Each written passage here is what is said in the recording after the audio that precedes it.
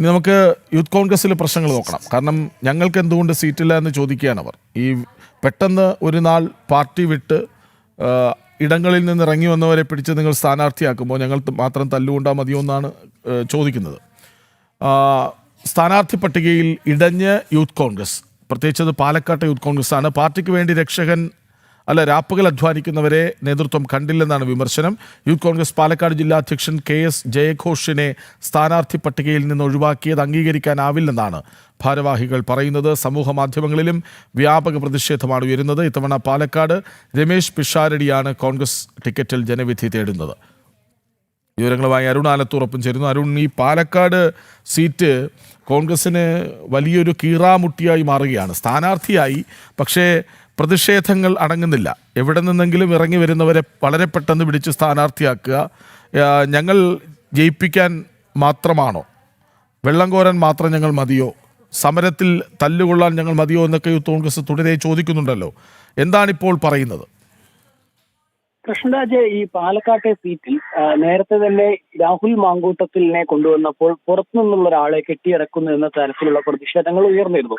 പക്ഷെ അന്നും യൂത്ത് കോൺഗ്രസിന്റെ ഭാഗത്ത് നിന്ന് രാഹുലിനെ സ്വാഗതം ചെയ്യുകയായിരുന്നു അവർ ചെയ്തത്. കാരണം രാഹുൽ മാങ്കൂട്ടത്തിൽ യൂത്ത് കോൺഗ്രസിന്റെ സംസ്ഥാന അധ്യക്ഷ ചുമതലയിലായിരുന്നു അന്ന് ഉണ്ടായിരുന്നത്.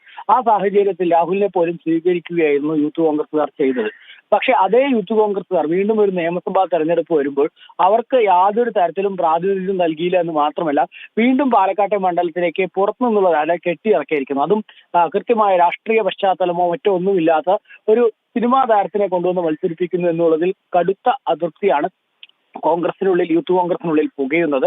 ജില്ലയിൽ ഒരിടത്ത് പോലും പരിഗണിക്കാത്തതിലാണ് യൂത്ത് കോൺഗ്രസ് നേതാക്കൾക്ക് വലിയ അമർഷം ഉള്ളത്. സീറ്റ് നൽകാത്തതിലുള്ള അതൃപ്തി നേതൃത്വത്തെ നേരിട്ട് അറിയിച്ചിരിക്കുകയാണ് പാലക്കാട് നിന്നുള്ള യൂത്ത് കോൺഗ്രസിന്റെ സംസ്ഥാന ജില്ലാ ഭാരവാഹികൾ.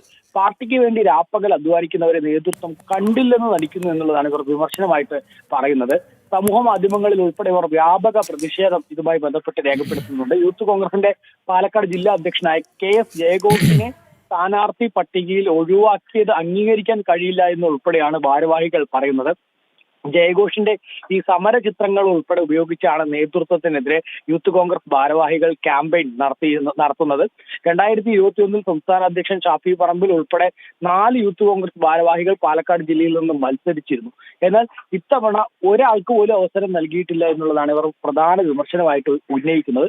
മാത്രമല്ല, പാലക്കാട് പോലൊരു മണ്ഡലത്തിൽ യൂത്ത് കോൺഗ്രസിന്റെ ജില്ലാ അധ്യക്ഷനെ പരിഗണിക്കണമെന്ന് ഉൾപ്പെടെ ഇവർക്ക് ആവശ്യമുണ്ടായിരുന്നു. പക്ഷെ അതിനെയൊക്കെ മറികടന്നുകൊണ്ട് രമേശ് പിഷാരടിയെ സ്ഥാനാർത്ഥിയാക്കുമ്പോൾ രമേശ് പിഷാരടിയുടെ സ്ഥാനാർത്ഥിത്വം അത് ഇപ്പോൾ എതിർപക്ഷത്ത് നിൽക്കുന്ന ശോഭാ സുരേന്ദ്രനെ പോലെ കരുത്തുള്ള ഒരാളാണ്.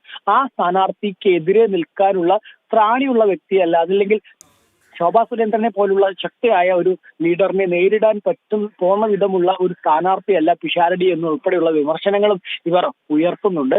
ഏതായാലും നേതൃത്വത്തെ നേരിട്ട് വിഷയങ്ങൾ അറിയിച്ചിട്ടുണ്ട്. അതുകൂടാതെ സോഷ്യൽ മീഡിയ ഉൾപ്പെടെയാണ് ഇത്തരത്തിൽ യൂത്ത് കോൺഗ്രസുകാർ ഒരിടത്തും സീറ്റ് നൽകാത്തതിനെതിരെ വലിയ പ്രതിഷേധം ഉയർത്തുന്നത്.